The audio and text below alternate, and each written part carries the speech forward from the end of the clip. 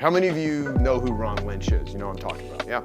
So he talked about the $1,000 cup of coffee. Whenever you are like, if someone says, hey, you know, I'd like to get coffee with you, let's get a cup of coffee. And so he got so much of this that he one day said, you know, almost everyone that I have coffee with, I share some of my best ideas. They never do anything with it, and they never hire me. And if they ever want to hire me, they always become a pain in the ass. There's something wrong with the positioning here. So when he started doing a $1,000 cup of coffee, and whenever someone would say, you know, I'd like to, can we grab a cup of coffee? He's like, yeah, it's $1,000. And they'd be like, what?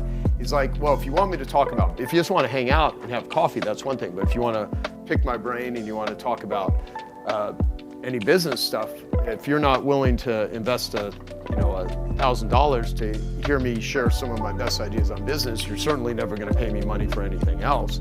So he started doing a $1,000 cup of coffee, and it completely shifted everything with how serious people took it. So Evan continuously has people that will reach out and say, you know, can I, you know, set up a time to talk to you and everything.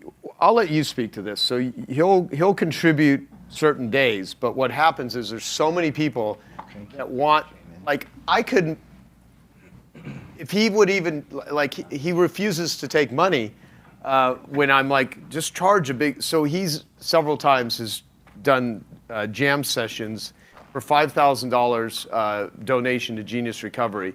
And just, I've seen him do it to so many people that it just changed the whole trajectory of their life.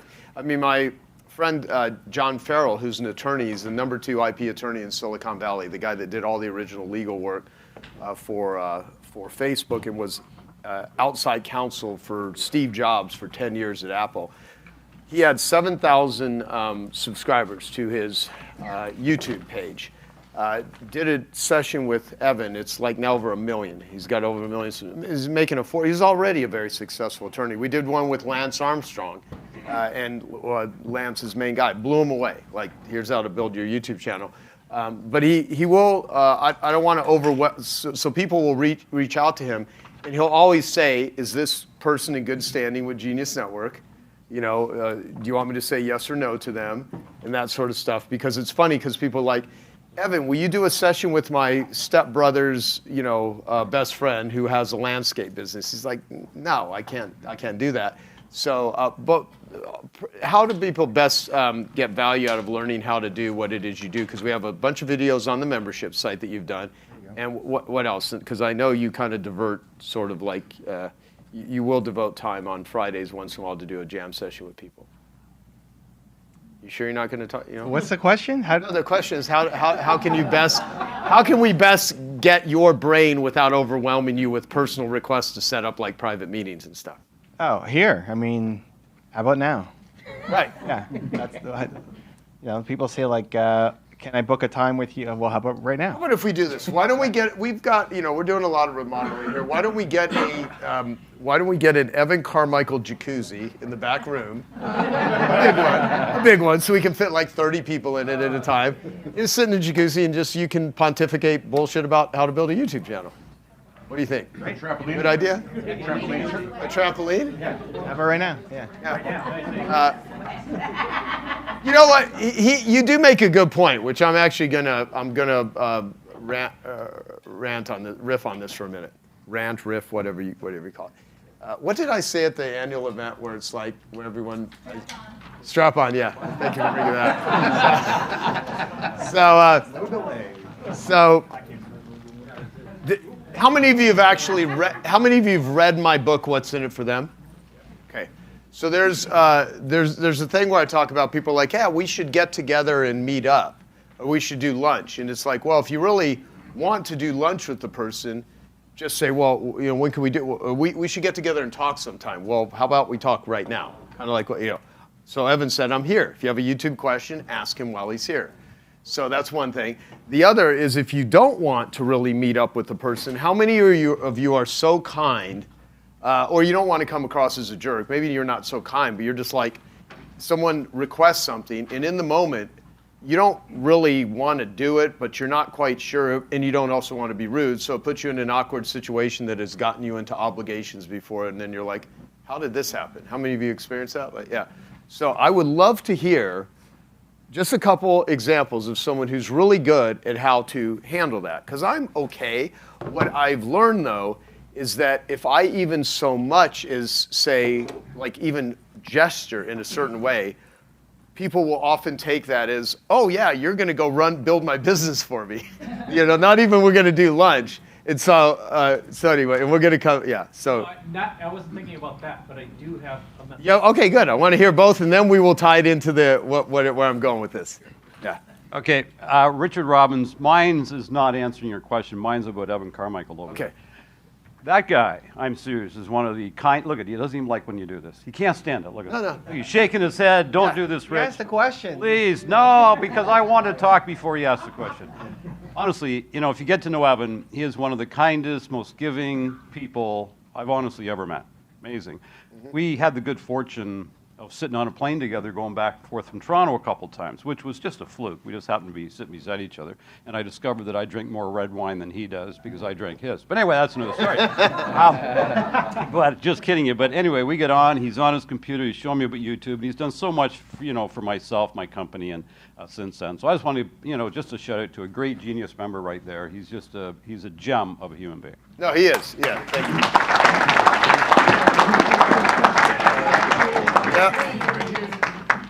So how do you take in these compliments, Evan? Let's go deep into your soul. Because look, you've done enough therapy and psychology. You get to the point that the question that most humans has is, am I lovable? So I just really wanted to, how lovable are you? I'm Canadian. No, okay. So here's the thing.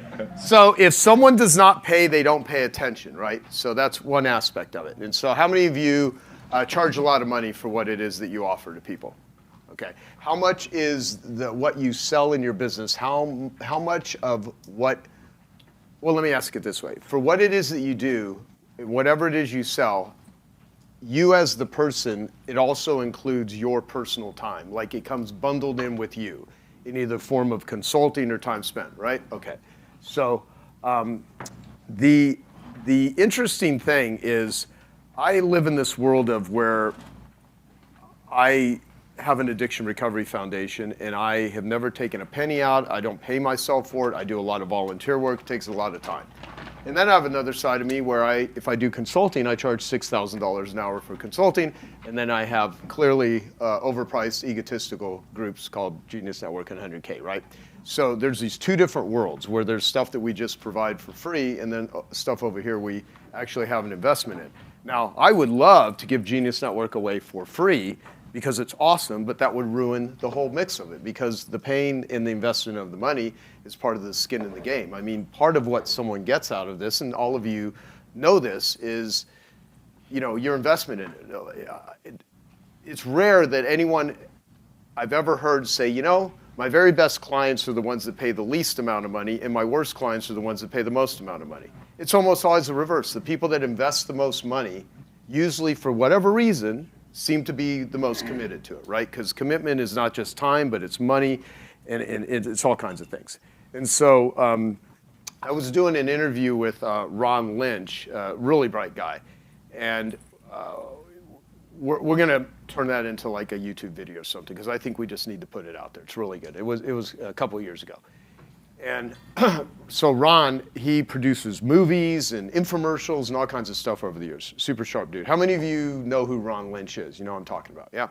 So he talked about the $1,000 cup of coffee. Whenever you are like, if someone says, hey, I'd like to get coffee with you, let's get a cup of coffee. And so he got so much of this that he one day said, almost everyone that I have coffee with, I share some of my best ideas. They never do anything with it. And they never hire me. And if they ever want to hire me, they always become a pain in the ass. There's something wrong with the positioning here. So he started doing a $1,000 cup of coffee. And whenever someone would say, I'd like to, can we grab a cup of coffee? He's like, yeah, it's $1,000. And they'd be like, what? He's like, well, if you want me to talk about, if you just want to hang out and have coffee, that's one thing. But if you want to pick my brain and you want to talk about any business stuff, if you're not willing to invest $1,000 to hear me share some of my best ideas on business, you're certainly never going to pay me money for anything else. So he started doing a $1,000 cup of coffee, and it completely shifted everything with how serious people took. So with Evan, if someone does a free YouTube session with Evan, and he just does it to be nice. I mean, most people in Genius Network, see, that's why I don't want pitching at Genius Network unless someone's a sponsor. That's the way it's like, hey, you know, we keep thinking of different ways to do the marketplace sort of stuff, but I don't want, you're already investing $35,000 a year or $100,000 a year to be in this group. That is a lot of money. So I want things to happen.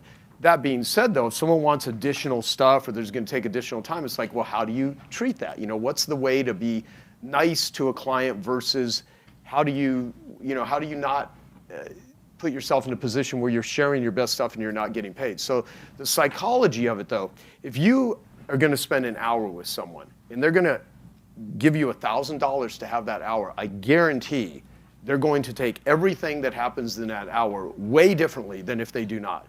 And if someone puts a $5,000 investment into Genius Recovery Donation and they do a 1-hour session with Evan Carmichael, they take that shit way more seriously than someone that says, hey, let's just hop on a Zoom call and I'll walk you through Genius Network. So we had a really great session on this. And of course, Mike, he will take an idea and then he will implement it. So we've had some great results from the I Love Marketing sort of sessions that I've been doing with Dean Jackson. And here's the funny thing. Dean is already in the group. Dean would just do these because I would ask him to do it. Me and Dean have been friends for almost 30 years. And we've been doing the I Love Marketing podcast since 2010. If I say, is Dean even on Zoom right now? Because I can let him speak to this if he is, because he said he was going to join in the afternoon. He said, okay, great. So Dean, I want you to even, I'm going to ask you to come on in a minute. So Dean, he would do these Zoom sessions on marketing that we've been doing every month, even if I just asked him to do it. He actually likes teaching people stuff, as do I. How many of you find yourself giving consulting advice to servers at restaurants that didn't even ask you because you just want to help people? Like, when you know the shit that you know, you want to tell other people about it. You're like, I used to be a server. Let me save this person, right? So, but what you learn is like, you could say, read this book, and they never write it down. But the ones that do write it down, like at least if someone's like, hey, I heard this, oh, what's the name of that? Who's the author? That shows a completely, if someone will go and pay $10 for a book or $20 for a book or $30 for a book, that they paid the money for the book, that one little act of paying for it is way different than if you give the person your book. I mean, there's something about someone doing it. So Dean, to do these sessions, I pay Dean to do these sessions. Why? He would do it anyway. But the fact that I'm paying him, he actually shows up knowing that the fucker's getting paid by me, so you better just be there, right? And I still think it would be great. It's always great with Dean, even like if I pay him or not. But the thing is, there's something about when there's a time where you actually pay for it, where you take it more seriously. And you know who takes it more seriously? I take it more seriously because I'm freaking paying for it. And so it sounds like you're doing a trick on people when you're trying to, quote unquote, explain why you're charging a higher price. But I guarantee you, if you want to help yourself and you want to help certain people know the difference of when to charge a fee and when to give something away for free. And it might be my own hang up, I've not been able to figure out how to do it as easily with recovery stuff as I do with business, because it's like so much of what I want to do in the recovery world is I want to give stuff away for free. And we took one guy, Dr. Jason Giles, to the Houston prison when we went, and he said he's been working with addicts for 15 years. He was telling me, and it was really sort of a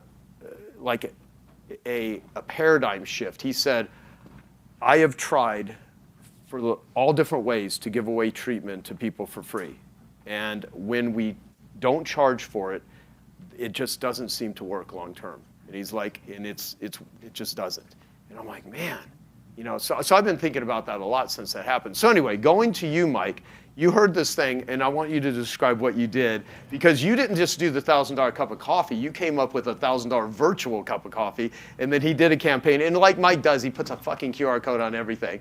But it's smart the way he does it. So, and I have to, of course, say that because it just goes with the theme of making him the bad guy. Joe. No, I know. It's like a hug to me now. Yeah. So explain a couple of things that Yeah. So we were at Strategic Coach a few weeks ago. It was you and Gary Klaben and I were sitting together, and I was describing the challenge I have in my core business, which is high ticket and it's a press the flesh type of business. And you just interrupted me and said, you got to do a $1,000 cup of coffee. You know Ron Lynch? I'm like, I do. And he goes, I did this interview with him. Let me have Eunice send you the interview.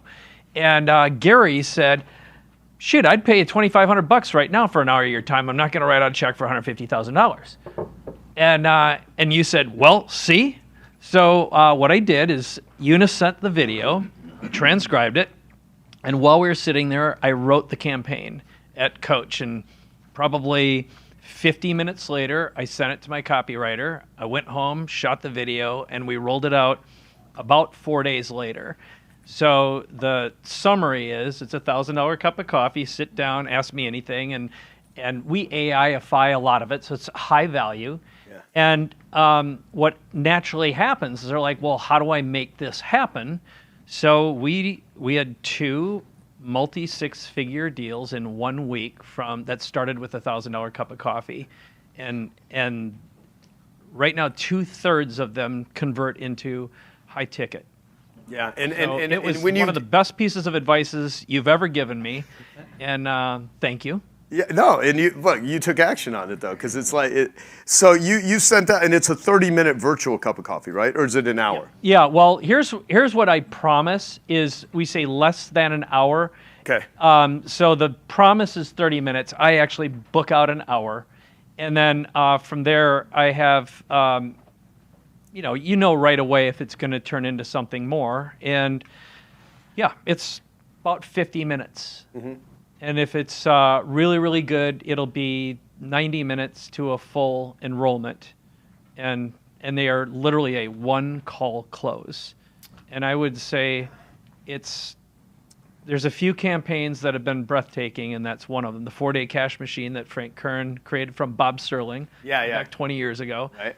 And then anyone who's seen my golden envelope campaign, that's always a great moneymaker. Yeah.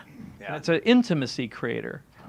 And that's the thing, is people want to feel with you. And what you were saying, I want to just punctuate, you do, audiobooks are the most intimate form of getting into someone's bedroom, bathroom, and in their workouts. And if someone listens to your book, they feel like they have a relationship, and they will naturally enroll. You just have to get past that 90 minutes or so of comfort. But thank you, Joe. No, thank you. And I'll tell you, anything that you have that's information, and it's really, I have a tendency to think that I can bypass to get someone else to a place that I didn't bypass in order to get there myself. Like, Jim Rohn has that great line, is you can't pay someone to do your push-ups for you. And if someone wants the results, but they're not willing to do the push-ups, why are you going to spend your time giving them any sort of advanced training if they won't even do the basic stuff? So that's why a book or a podcast or a video or anything that you can put in front of somebody in advance is going to help them be well positioned, because that's what marketing is you want to position yourself so that you're, by the time they talk to you, they're pre-interested, pre-motivated, pre-qualified, and predisposed to do business with you. And then if they pay you in order to have information, or you talking to them in front of them based on how you position it and based on what you even give them for that money, then it just leads to their absorption of it way differently, because people digest things differently that they pay for. Charles, we with Lee and who was with me? Scott Donnell, and we went to the French Laundry. And the weirdest thing was I mentioned Mark Tarbell's name. I showed you Thomas. What's Thomas's last name? Thomas Kelly. Thomas Kelly, yeah. So I said, do you know, is Thomas here? They're like, yeah. I go, can you let him know I'm a friend of Mark Tarbell's? I literally name dropped in order to create positioning with Thomas. He comes out, literally I have a video of him shaving truffles on my food and stuff like that. And that meal for 2 of us, I'm trying to think who the hell I was with. It was... Oh, was you? Oh, okay. Oh, thank you. No, I was thinking, where's Sheree at? Where's my partner, Sheree? She not right there. Lovely. So I don't want to sound like I was with some other day, because I wasn't. It was so the frickin' meal for me and Eunice was $1,400. True story. So, because those damn truffles cost a fortune when you add them on to, yeah. Oh, yeah. So then we leave. My name got you? I'm sorry, what? I said, see what my name got you? Yeah, exactly. No, you got to know how to strategically name drop. I'm not kidding. See, part of marketing is positioning yourself at the top of other people's agendas. Seriously. If you're not positioning yourself at the top of the agendas of people you want doing business with you, then figure out how to do that. And that comes with what's in it for them. So then we do a tour of it's this whole tour. So the whole thing is so a couple hours later, and then we have to go to the airport. We're flying back that night. And we're driving there, and I'm like, I am freaking hungry again. And everyone in the car, there's like 4 of us. It's me, you, Scott. I can't remember who else was with. What's it? No, but we're in the car with Scott. That when we went to, did she go? Really? Okay, okay. So I'm like, we're driving, and we have to get to the airport, but we have a little bit, and we see In-N-Out Burger. Okay. The only fast food that I would ever eat, because I watched the movie Fast Food Nation years ago. You ever read the book Fast Food Nation? So back in the day, DVDs or VHS tapes had bonus sections. That's what sucks. Like the newer movies, when they're on net, they don't have the bonus sections like they used to. And so there were bonus interviews, and the guy was being interviewed that wrote Fast Food Nation, and the guys said that they made the movie about. He's like, do you ever eat fast food? He's like, no, not really. He goes, well, if you did, what is the healthiest fast food? And he goes, well, none of them are really the healthiest. He goes, but the very best for quality of the meat and the oils, and they cut their own French fries and bake their own bread is In-N-Out Burger. And so that became my rationalization why it's okay to eat an In-N-Out Burger, right? And by the way, like Evan loves the Chuck Box, but I think In-N-Out Burger. But so anyway, so we freaking go to In-N-Out Burger. And we order, we order burger. And we eat freaking food before we have to drive to the airport. The bill is like $14.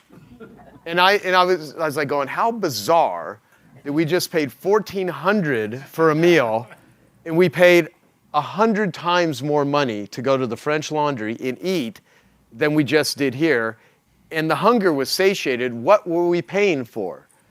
So what people pay for something, and why do most people eat not the healthiest food? Because it's freaking cheaper to eat cheap fast food. In pre-pandemic, it was something like 10% of all meals eaten in America were eaten in a car. Who knows what it is now, So the point is, people will pay a low price for a commodity. How many of you go to grocery stores and you shop for food versus have it delivered? Do you actually like going and shopping in? Yeah. Do you know that 80% of all products and services and groceries and drugs and clothes and everything that are still bought in America, what do you think the percentage is that is bought retail versus online? 80%. You knew the answer. You told us the answer. When? You just said, 80%. I did say that? God, I got to go back and watch the video and see where the chip went off on the chip in my brain. Is this an active listening test that you're giving us here? Hey, I hope you're enjoying this video, and I want to let you know that I have a new book that's come out, and if you'd like to get it absolutely free, there's a link below in the description, or you can wait till the end of this video, or you can simply go to joesfreebook.com and you can get a copy there. Well, I guess the flashbacks from all the LSD I used to take are just working like a charm. All right, so 80%. So much for that. So I'm still like I said, like really? 80% of things are still purchased via retail. So if you ever go to I always like this example because I find myself doing it, where you'll should I buy a 5-pound bag of potatoes for $4, or should I buy a 10-pound bag of potatoes for $6? Because it's going to be, and I will sit there and I'm like, when I do the time of how much my time is worth, if I charge $6,000 an hour, then how much is every minute of my time worth? I'll sit there for like 2 minutes for something that is not worth $2. And I'll be like, but then if you go on vacation, you'll spend $742 for a freaking skinny margarita. It's ridiculous. Because why? Because people will pay for an experience. But when they look at a commodity, they look at it. So pricing has everything to do with how it's perceived. And so that's why Dean Jackson's line, a compelling offer is 10 times more powerful than a convincing argument. All right, so what were you going to say then? I want to bring Dean Jackson on to have him give some commentary on what we just talked about. So Evan, go ahead. I was at lunch at Chuckbox, of course. Yesterday He was loves this place called Chuckbox in Tempe. great place. Best hamburgers in America. Well, there you go. You should check It it really out. is? No, it's like that grill is greased up. For that. Yeah, it's like Yeah. they've actually been in business, I think, 50, I went there in college. 53 years. I mean, we used to say when I used to eat that stuff, it was like, that was 40 to 50 years old I'm trying to get Joe to invest. years ago. I think we should buy one. Yeah. Well, no. You can't buy one. There is one. There's no gonna buy the one. franchise. It's just the Chuckbox. Yeah, that's it. Anyway, Go there tonight. He loves it. He eats there every day. it's true. I have my wife with me now on this trip, so we probably won't go there, but we went yesterday. So, but otherwise, yeah, Wednesday, Thursday, Friday, and my Chuckbox. Anyway, I was there yesterday with Hannah from 100K. We did her podcast, and then we went to celebrate the podcast with lunch at Chuckbox. Did she eat a big one or the great big one? Let's not talk Or about a little one? That's 'Cause they have that's what a they call whole it. Little that's ones, big ones, great big it's ones. rough. Double great big no, ones. Yeah, that's. I'm trying to forget what happened with her order yesterday. It's fine. It's fine. That's not the point of this story.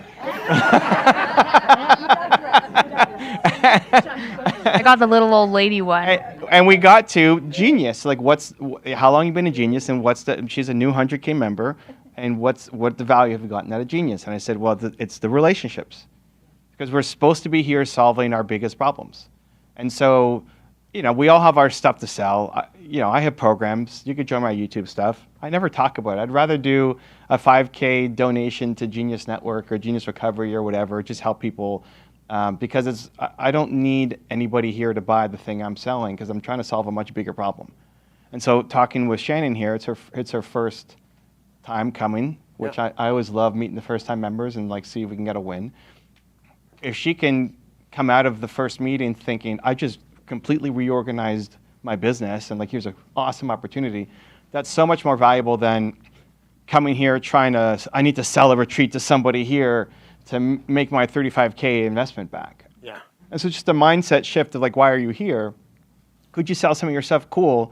But if you're coming here, I mean, you had the 10 times investment, so what's the $350,000 idea or $250,000 idea? Or Gary's trying to solve it, have 1 billion people find their why. We're supposed to be here trying to solve these big problems, and that will come through the relationships that you built. And part of why I wanted Shannon to stand up, besides putting a new member on the spot and sharing return on Genius, is now everybody knows what she's trying to do, right? That's how it's a connection network. It's not a pitch network, right? Yep. So anyway, I was trying to explain. Hannah asked me that, and so I think I'm more articulate today than I was yesterday. But it's really just the relationships here, and if you come in with that approach, it's hey, whenever that exercise that you guys often do on what problem am I trying to solve, and how am I going to solve it? What needs solved? Yeah. But the fourth box is who's going to help me? Mm-hmm. I always put someone here. Someone in this room is going to help me. Mm-hmm. Solve the big problem, not solve the how do I make $35,000, from somebody buying my thing in this room. No, exactly. If you're coming in hunting for people to sell stuff to versus coming in to learn, you have a completely different experience. And I want to create the energy and the culture in this room so that you can sniff that out, because I want everyone to help reach their opportunities, but there's a difference between being an opportunist versus pursuing an opportunity. And so when there's opportunist energy, and we all have been there, where I think there's times when you're desperate or you really need to make a deal or you really need to make a sale. And how many of you coming up into sales, how many of you have done any sort of sales training? You literally have got, and what do they typically do? Here's what to say, here's how to overcome objections, here's how to build rapport, here's how to do all kinds of fake flattery, here's how to NLP and mirror people so they can actually think you give a shit about them, that sort of stuff. And although all of it intention-wise can be very good, because it's not the technique or the method, it's the intention and how you do it. There's nothing wrong with selling, it's how you sell. With carpet cleaners, I created this thing called ethical services. We want to upsell people, but it's how you do it. If you upsell people doing bait and switch, that's different than upselling people by using education-based marketing or presenting a powerful, compelling offer. So let's bring on Dean Jackson, because he's heard this riff. And Dean, I'm sure we'll have Plenty to say about this. So Dean, you've got approximately 37 seconds to say something brilliant. Okay, there we go. And that's how time travel's possible. Oh, was my mic not on? Mic is on. We can hear you. You missed my whole explanation of time travel. No, I thought it was very good. Thank you. So, what do you want to know?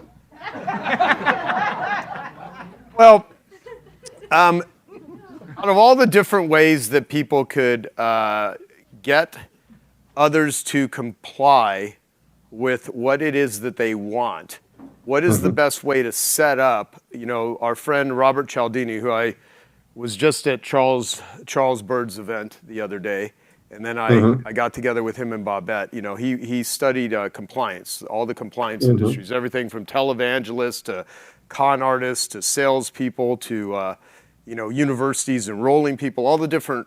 So everyone here is in the compliance business. In order for their business to work, they have to influence people to do what they want them to do. I like that. Okay, I see where you're going. Yeah, so there's some psychology to doing this, and you have figured out and orchestrated many ways, as have I, to help people do that. So what are some of the best advice and recommendations you would have for people on how to think about this? Well, tell me, so it all starts as a foundational thing. There's a little concept that I like to follow called what's in it for them. And so what you do is instead of thinking about your own selfish needs primarily, you think about what's in it for them. And part of this thing, what I'm such an advocate for, and I'm always texting you at the meetings and having people recognize and share their return on genius moments, because the recognizing of it internally, individually for yourself, puts a responsibility on yourself that it's your duty to drive your return on genius. And it's your duty to define what that means to you. It may not be like what Evan was just saying. It may not be about money. It may not be about selling somebody your thing. Your return on genius, what the purpose that it's serving for you is unique. It's up to you. One of the speakers? Yeah. One of the speakers? It's just coming out of this side. Yeah. Oh, interesting. Well, just then. Just turn it up. We can hear Or it. just turn it up a little bit. Go ahead, Dean. I might ask you to project a little. Sorry, it's nothing you're doing. Okay. Okay, no problem. So it's really good to hear people sharing their return on genius, because that's going to help people recognize the how other people are getting a return on genius. And I think that part of it is thinking both individually, but thinking collaboratively to recognize who in the group. The whole purpose of having a genius network is to have access to all of the other vision, capabilities, and reach of the people in the room. Any kind of return or any kind of advancement that you're going to get is going to be either an idea that you hear that somebody did, a solution for a problem. That's why I love that exercise of, it's impossible unless just recognizing what the recognizing what the obstacles are, sharing them in a group, and somebody may be having an experience or a solution that solves with your knowledge and perspective on it, may be an impossible situation. So everybody in this room has lots of vision, things that you know how to do. The other thing that's going to maybe drive return on genius for people is introduction to a capability. Somebody who can do something that is going to solve one of the problems that you're trying to solve, or provide an outcome that you're trying to create, or introduce you to a service provider who can be a who for what you need to do. So you don't have to learn how to do something. You've got connection to an entire genius network of who's. Every one of you is a who This for is the right a who people, house, by because, the way. you know, what's that? It's a who house. That's what Genius Network is. It's a who house. That's It's not just a who house. It's the greatest little who house in the world. That is true. And by the way, he came up with the term who, not how, that Ben Hardy and Dan Sullivan wrote the book about. That was originally, that all came from Dean. Yeah. And then the other thing that might happen is what we call a reach asset. So I'm always looking the VCR formula: vision, capabilities, and reach, and being able to recognize them and being able to understand your own vision, capability, and reach assets. And reach may be as simple as an introduction to one person.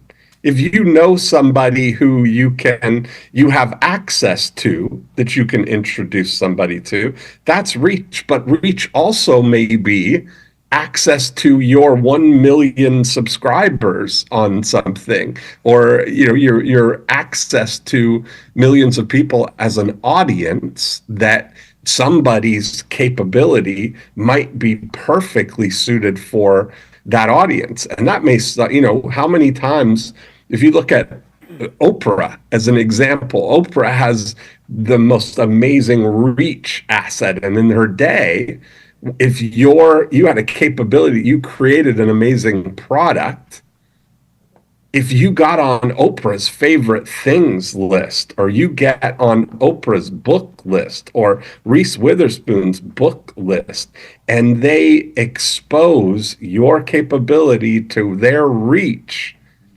that's an immediate explosion for your business. So in most cases, if you have a solid capability, you may be only one reach asset away from all of your dreams coming true. That's the kind of that's the way I think about these things, Joe. And I'm really trying. Imagine if you create, if you look at the I call them abundance neighborhoods that many of us hang out in, right? Like there's a lot of overlap.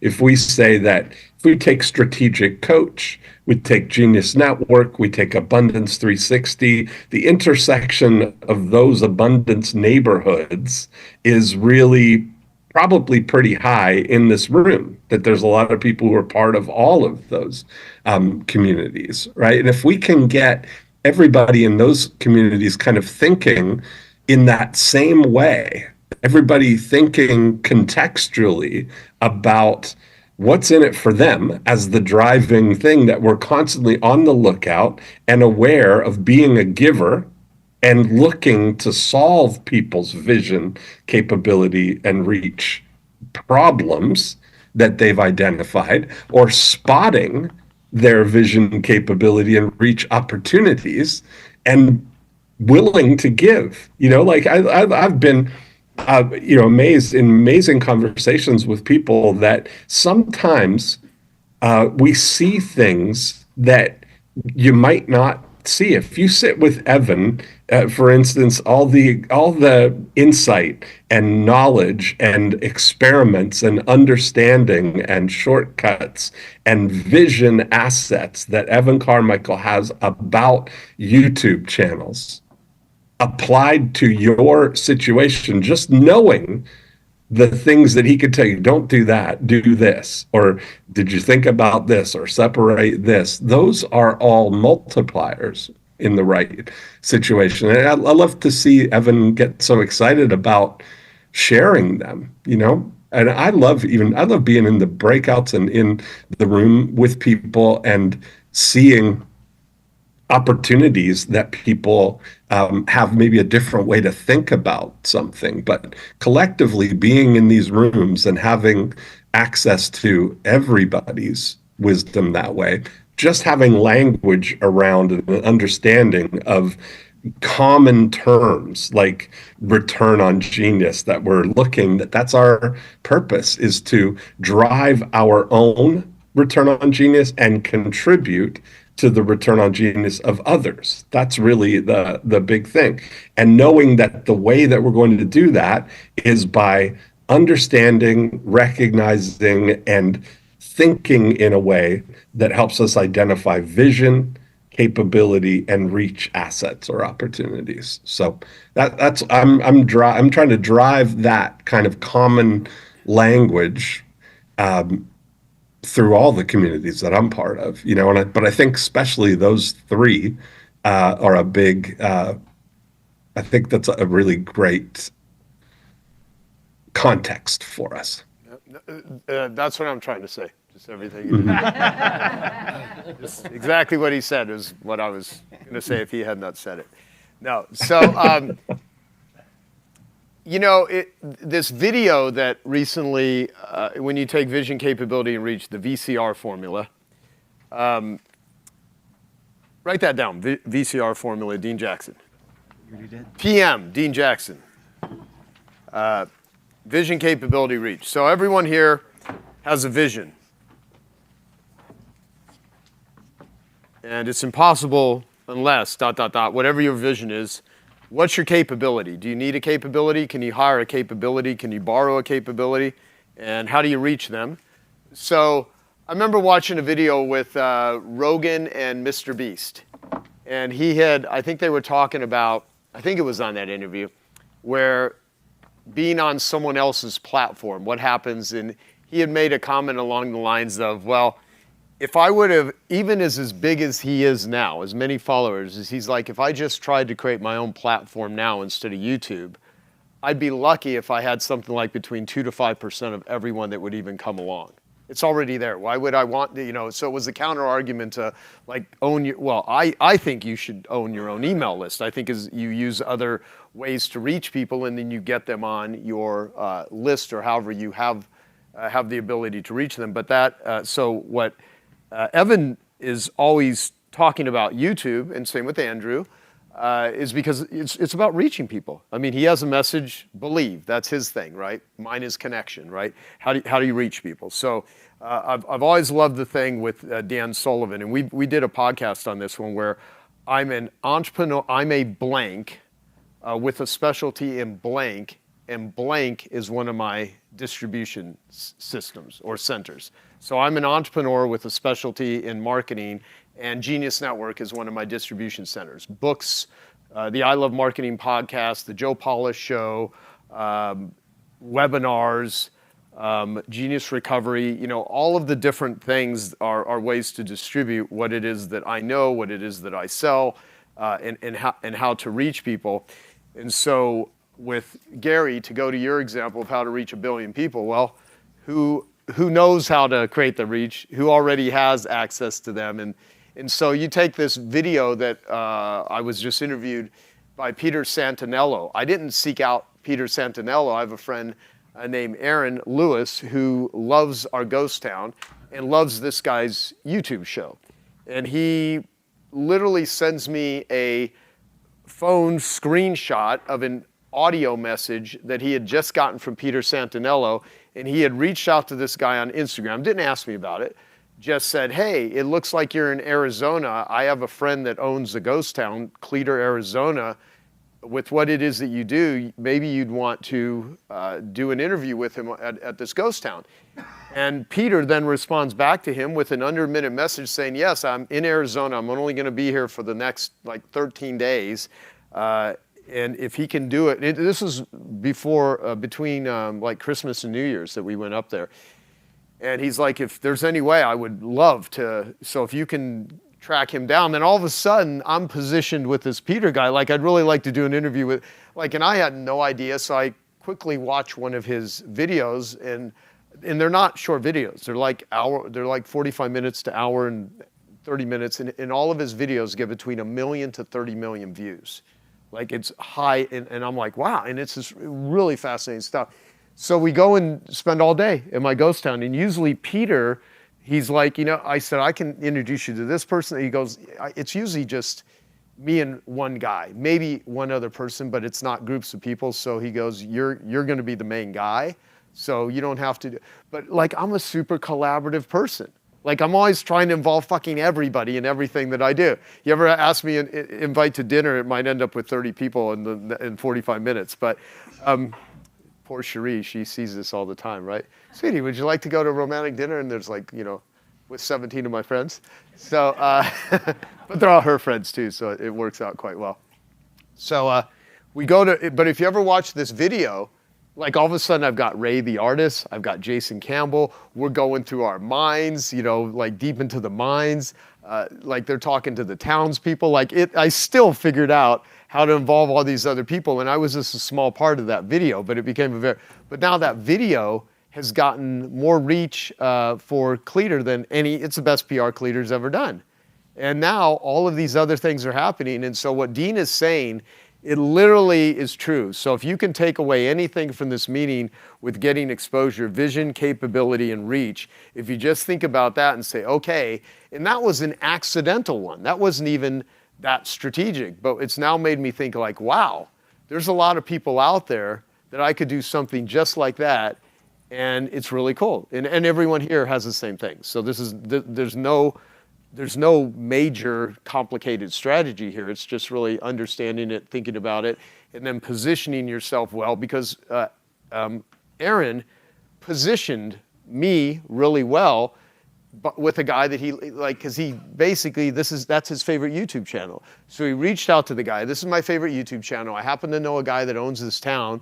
It looks like you're in Arizona. Do you think, so just being able, so it's all connections. Everything comes with connections, and there is a first domino to everything. And so that's how I'm seeing it right now. So like, for instance, with Jeff Hayes, I'm going to co-produce the 4 Maha films. So there's Maha on addiction, because there is no Make America Healthy without addressing addiction. There's one on food and nutrition and longevity and medicine. And so part of it, I have no idea how those films will do. It depends on how good they are. But they could be a massive reach. And then all the stuff I want to do with health and addiction, we can find, but Maha, 4 years from now, it might just be a meme. Will it last for 20 years? I have no idea. Mm-hmm.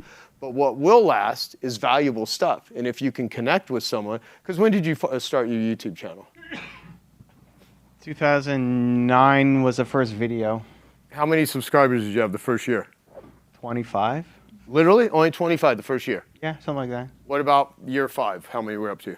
2,000 something. Okay, now how many do you have? 4 million. 4 million. So at what point did you hit the hockey stick? How many years? 2014, I asked for help, and I also married my wife. Uh-huh. Yeah. And what the hell, how did that help the YouTube go? That's a whole story. If you want, we can get into it. But both like the fixing or getting the support I needed on the personal side and professional side in the same year, started to see a big growth. Yeah, you know what? There's a great point. Like, I always like the thing, if having access to knowledge is what made people successful, every reference librarian on the planet would be a multimillionaire. It has nothing to do with the access to the knowledge. It has to do with the application of it and putting the ball in the game and playing the game and doing it and being committed to it. So, but the point is, you've been committed to this for a long time. Okay, I hope you found that video awesome and useful. So if you want to get a free copy of my book, I want you to click here. And if you want to watch some more videos that'll be useful and awesome, click here. Go ahead. You're over here. Do it now. Come on. Thank you. Watch them.